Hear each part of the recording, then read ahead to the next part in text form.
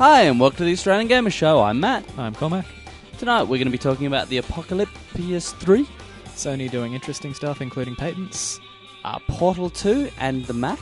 R18 submissions have closed, and there's a discussion coming up in April this year.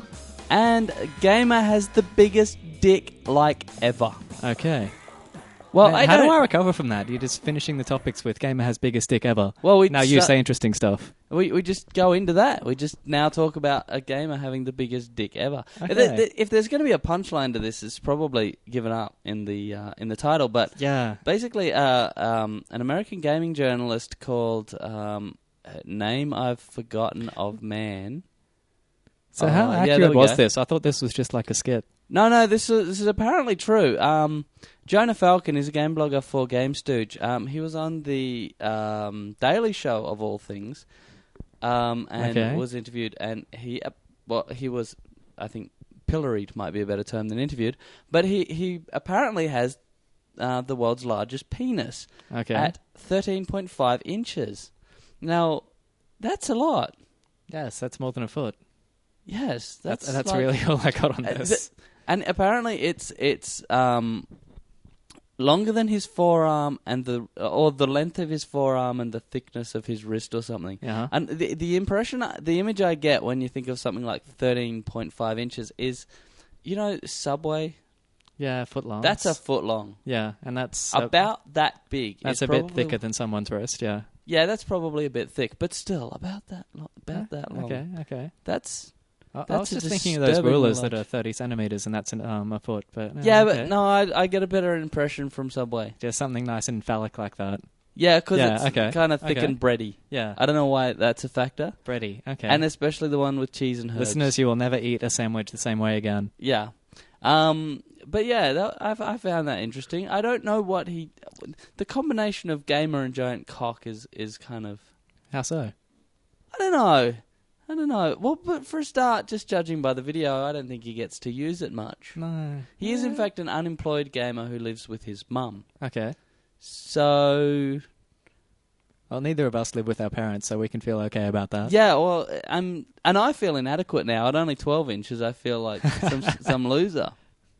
But yeah, nice. 13.5 inches. What do you do with that apart from buy a horse? I mean, really? Well, why do you add that 0.5 inches onto the end there? I mean, once you've gotten to 13, do you really just want to milk it for... Yeah, I can't make a metaphor out of that, actually. No. Well, I think it's like... I think you're probably right. When you're an adult, when you're asked how big you are... Sorry, how old you are, and if you say, like, I'm 23 and a half, yeah, or something like that. You say, like, I'm 30 or I'm 34 or whatever. Yeah. But when you're a kid, you're like, I am 6 3/4. Yeah. So I think you're right. I think once you're over 10 inches, I think it's all pretty much just round off. Yeah. So rounding off in that context sounds like it might be a dirty thing to do. Or it would be painful somehow. Yeah. But anyway, I think prostitutes and farm animals are all the options that are available to you. Yeah.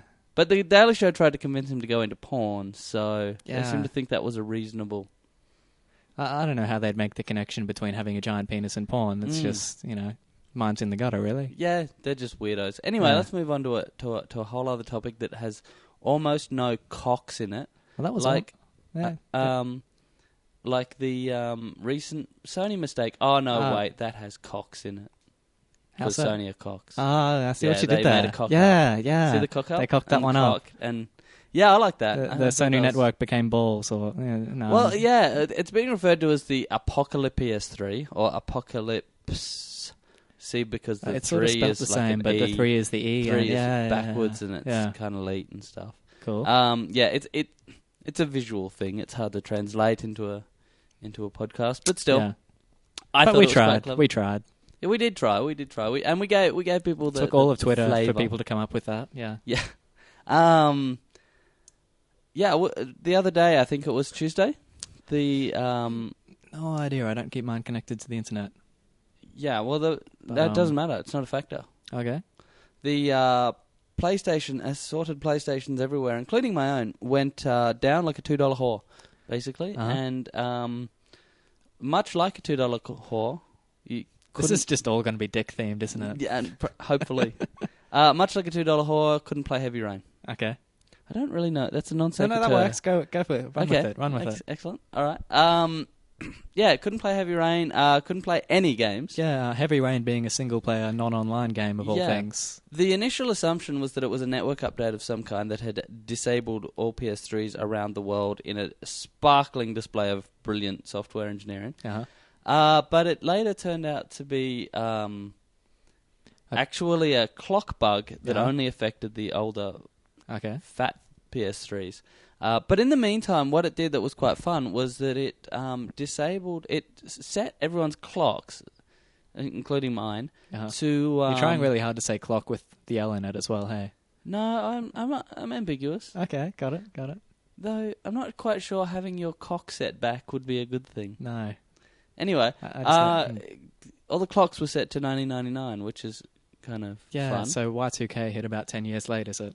Well, it's hard to tell, but it does appear that the clock bug was related to the leap year. So I think, as far as I can tell... Is this a leap year? Or? No, it's not, but it was programmed to be in the firmware. Okay. There's weird laws on leap years. Like, leap year... everyone sort of thinks that it's a leap year every 4 years, but it's actually more complicated than that. Yeah. The rules that's the simplified version. Yeah, that's the much simplified version, and... they got the math wrong, basically, and it looks like it thought that it was a leap year, but it wasn't a leap year, so the date didn't exist, so it fell over, and then it fixed itself 24 hours later. It made a whoopsie and apologised nicely? Yeah, well, Sony basically spent a bunch of time going, we're looking into it, and then it fixed itself. Okay. So I actually wrote, I thought, some kind and thoughtful words of some support and sympathy. ambiguous journalism. Yeah, I actually thought what I said was quite reasonable. Mild yet firm. Okay. I think it included the words incompetent fuckwits at one point. Is that factually accurate or? Legally speaking, Uh-huh. it's clearly opinion and thus doesn't have to be factually accurate. And I think that's an important distinction to make. All right.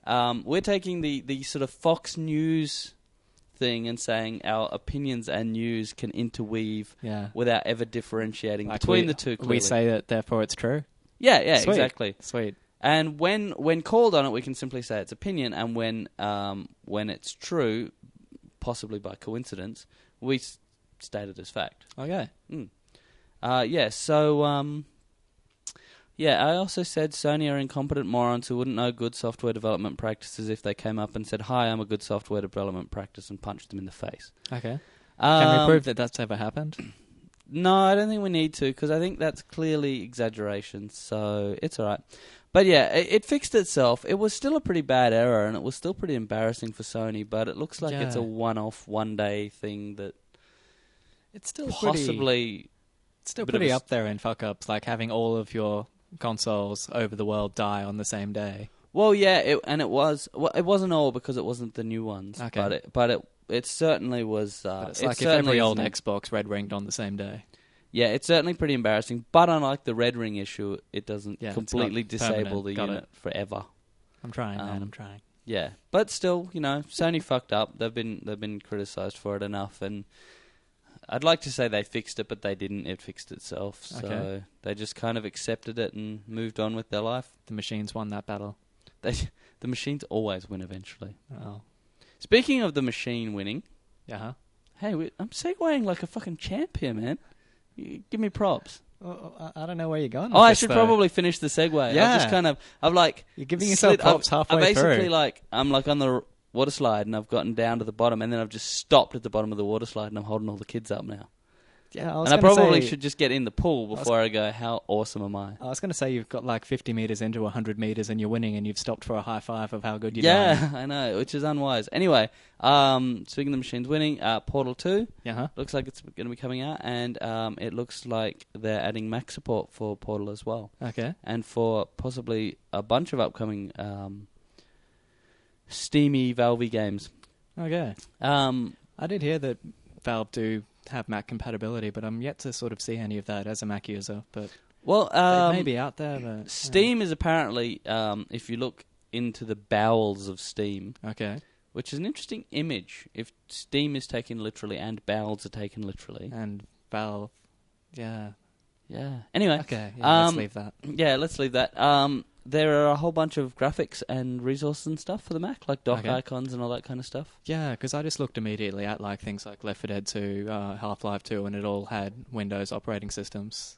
Yeah. So, Very little of their stuff. I mean, the fact that the Steam client, because the Steam client simply isn't available for the Mac at this point, and the fact that the Steam client is going to be available for Mac doesn't, of course, immediately mean all of the games will be. Yeah.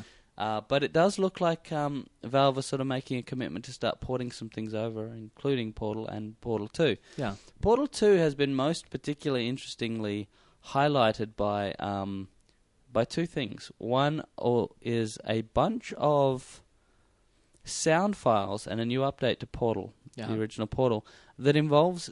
Have you heard of this stuff? No. It basically involves picking up radios that are scattered around and moving them to different locations, or possibly just one radio.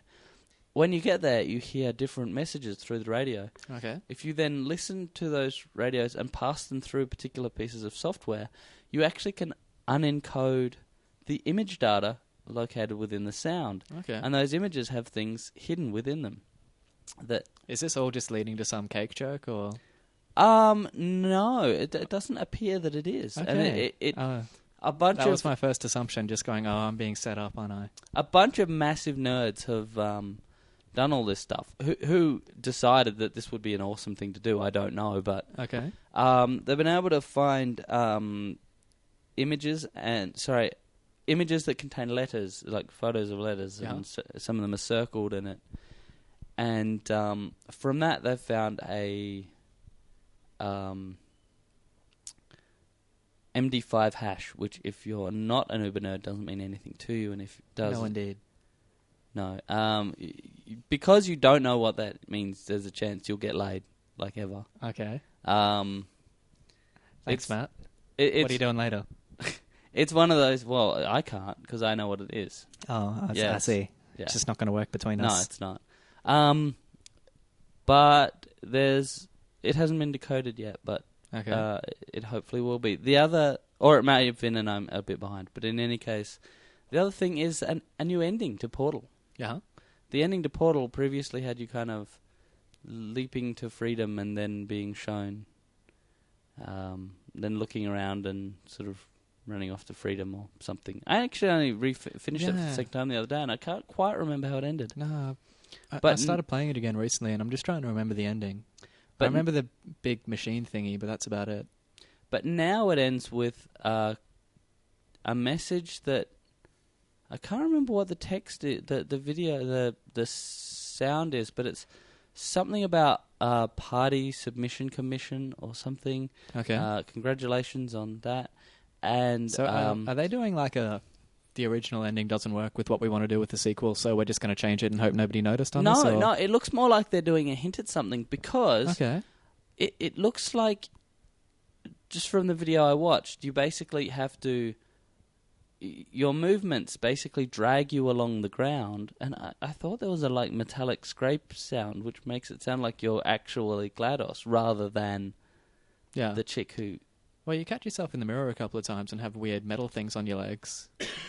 Yeah, they're why you don't fall and die. Awesome. But I hate falling and dying. But the most interesting thing about it is that you have the Half-Life HUD. The Half-Life what?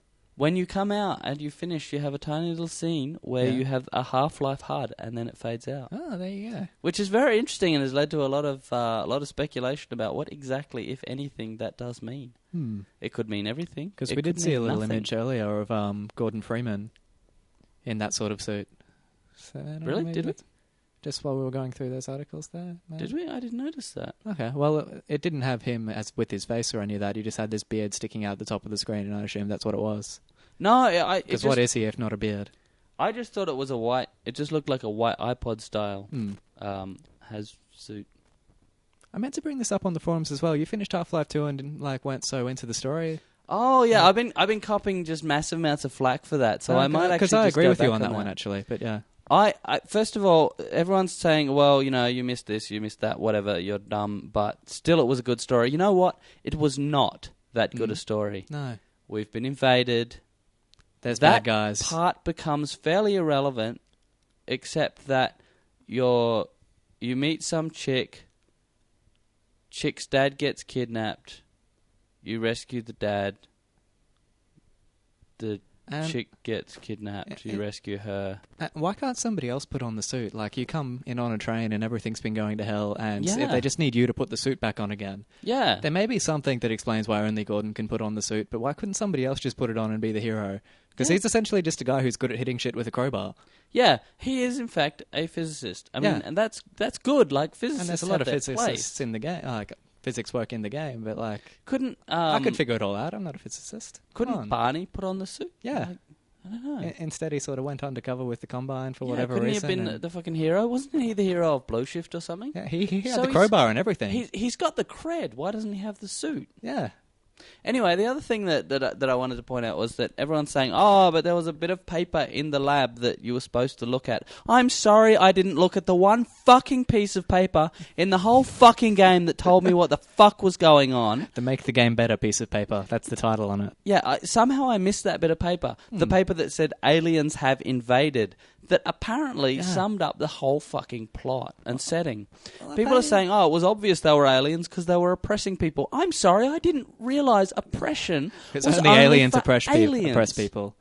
The only Combine that I saw much of was one dude that I happened to know who took his hat off and said, hi, it's Barney, remember me? I thought everybody was just a fucking dude in a suit who could take it off and say, hi, I'm Jeff. Yeah, and like, can't they tell each other apart? Because it's only now that you're explaining that I didn't get that they were all just soldiers. I just figured they were soldiers underneath the mask doing what they were told. Apparently they were half soldier, half alien hybrid beings, but that wasn't really very well carried. Yeah, because I played like half of the first game, so I knew what head crabs were, and I knew that they attached themselves to your heads and made you more of an alien or something. Yeah, but I didn't. They turn you into a zombie. Yeah.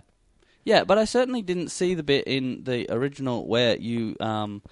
where suddenly there is a group of alien beings who invade and take over the Earth in a 7-day war. That bit wasn't in there. No. And someone on the forums told me G-Man explains everything to you on the train. Fuck off, he does. G-Man is like known for not explaining things. Isn't that his whole deal? I think... I am G-Man, I make shit alright. I think all he says is, oh, wake up, Gordon, or something gay like that. Or it's not your time yet or something. Something like that. And it's certainly not, by the way... There was an explosion. By the way, I'm a Deus Ex machiner and I'm going to get you out of here. Yeah, also, you've been asleep for 10 years. And by the way, the Earth in the meantime has been invaded by a bunch of aliens. They're not very nice. Maybe steer to the left. Yeah, maybe, get the crowbar. Yeah, get the crowbar. Up some. Yeah. Crowbar fixes everything. You'll meet some friends soon, you'll be right. Yeah. Because I still enjoyed the game for the puzzles, but the way that people go on about the story, I'm like, what? Yeah, okay. I enjoyed the game. I did. I enjoyed the game, and I thought it was really well done. I thought it was very detailed. Like they put a lot of effort and a lot of detail into it. But what they didn't do is make a particularly compelling narrative. I didn't think. And like even in terms of telling the narrative, like they jumped back and forward between sci-fi, suspension of disbelief, and horror, this could happen to you sort of stuff. Yeah. Like gritty realism and suspension of disbelief, basically, which I didn't really follow. Like there would just be so many inconsistencies there that I didn't know what I was supposed to be doing. But yeah. Yeah, and it's interesting actually because have you been playing Heavy Rain? No. Oh, okay. Probably a bad thing to talk about then, but it's okay. Go roll with it. It's interesting because what they did do that Heavy Rain, for example, didn't do is Heavy Rain was trying to tell a story. That's all Heavy Rain was trying to do. Yeah, I got gameplay that. Being like not even sufferance. Yeah, not even in the picture. And what Half-Life, for example, did that Heavy Rain didn't was to tell the story while in a game rather than to simply abuse the game.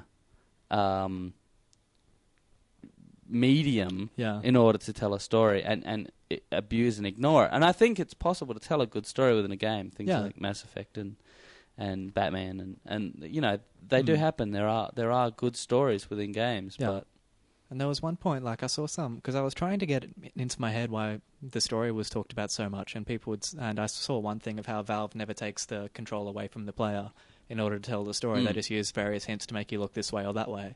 And that's cool enough, and that works well. But just aside from that, I was a bit lost on why it was raved about so much. Yeah, I would agree with that. No, I'm not by any means saying that it was an amazing story, but it was at least a story, and it was at least told within the sort of the game. Yeah. I'll be interested to... I'm kind of reserving judgment on the story a little bit until I've played the episodes, because apparently they kind of... I've gotten a bit through the episodes, and it's a bit sort of more of the same. Really? It ties up a few ends here or there, like you find out where you wake up, but you find that out pretty quickly in the first episode. So okay. And I think they've just hoped everyone forgets about the third episode anyway. So yeah, it's been a long time, hasn't it? A long time, and a few other releases from Valve in the meantime. Yeah, well, they seem to be just happy to wait on that one. Yeah. Oh well. Because we're basically waiting for some announcements for Valve, so hopefully, maybe even by the time you hear this, there may be more news from Valve on Episode 3 or on Portal 2 or something like that. So, if so, please forgive us our ignorance. We can't travel through time. This is a problem we have to live with every day, people. The last topic we've got here is that the R18 submissions have closed now. We talked about that last week, and we being you and Matt, not you and me. Yeah, me and Guy, because I'm Matt. Oh yeah, yeah. Me and Guy mentioned that the R18 submissions were about to close. Hopefully, everyone got their submissions in. I do know there's been a massive, bias, I guess, in a good way towards the R18 rating.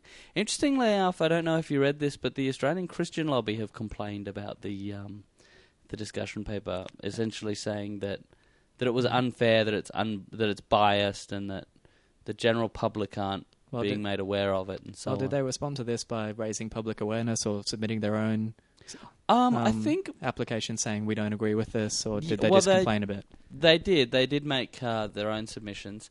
One thing they basically said is that by having a kind of form-based submission, a template-based submission, they encouraged a sort of internet-based application that favoured gamers. Okay.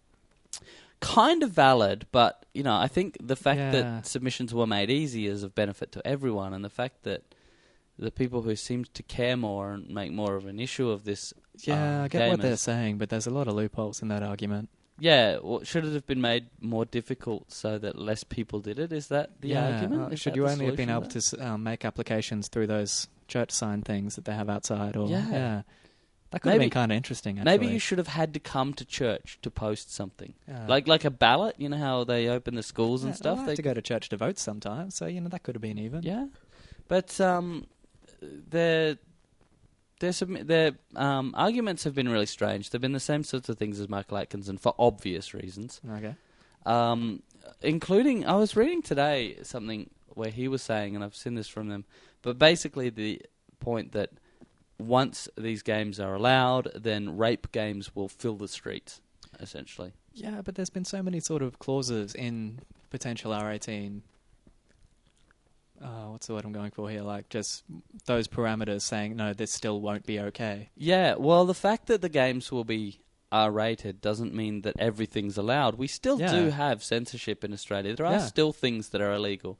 Whether you could make a case that there shouldn't be any censorship, I'm not sure, but that's not what's there should be degrees discussion. of censorship, but yeah. I don't want to see rape play here. I don't think that there needs to be that game. It doesn't need to exist. I don't think that could improve any sort of gaming experience at all. But regardless, no one's ever suggested it should be allowed, and no one's ever suggested it would. So I'm really sick of that one being dragged out so regularly. Especially because it's been debunked so many times. Yeah. But then again, that particular side of the discussion has steadfastly refused any acceptance of discussion. Like there is just no room for sort of negotiation and compromise, and it's very much right and wrong. There was a little bit more to talk about on that, which is that the Attorneys General meet together in April, and it's possible that with the submissions now closed and the discussion paper kind of finalised, there may finally be debate among the Attorneys General on this issue. the Trevor Hull of Melbourne will hopefully be able to force the debate. The previous debates have simply been dead in the water right from the beginning because of Atkinson's refusal to even discuss it. Because there was a meeting like this late last year where it wasn't even brought up. Yeah, it wasn't even brought up, and everyone expected it to be. And there was a meeting a couple of years ago where everyone was expecting it to be announced, and as soon as it was brought up, Atkinson just said, "You know what? No," and it wasn't even discussed. Wow. Because he was so obviously immobile that it was simply a waste of time discussing it at all. Well, I thought it would have been a good opportunity nonetheless, because I don't know if I'm getting his title wrong here or not, but they had the Attorney General equivalent of New Zealand, where they have an R18 rating for video games there and some semblance of civilization as well. So it would have been a good chance to just bring that up and say, no, we don't have these sorts of games, we don't have this or that, crime rates are this or that, and it just wasn't brought up again. Yeah, well, it would be great to just see it discussed, and to see it discussed with someone of an equivalent position, but who maybe is a bit more informed of the issue. Hull does seem to know his stuff. I'm going to try in the meantime to see if I can find out the stance of some of the other attorneys general, because they've been quite close. That's what been I've quite heard ambivalent as well. The Queensland Attorney General apparently supports it in principle, but with quite a lot of conditions. Yeah, that's fine. Yeah, it's basically I support it if it can be kept from children entirely. And you kind of want to go, Isn't that the point of the whole 18 plus thing? Well, yeah, I mean, it should be illegal to sell it to children, but the concept that something can be stopped from being given to children at all in any way is quite ridiculous. There was because teens don't drink either. Yeah, exactly. That's exactly my point. There was actually a study announced today that came out today from a guy called Anderson that conclusively proved that video games do lead to violence. Okay. It is, of course, bullshit. Yeah. And is conclusively actually based on the principle that correlation and causation are the same and that you can equate them. Right. Like, he actually said that in the opening. Did he justify that at all, or did he just say, this is true, Yeah, believe no, it? he justified it with basically with statistics, saying that correlation and causation can statistically be linked, therefore they're the same. Well, I've seen statistics that as video game sales go up, crime in youths goes down.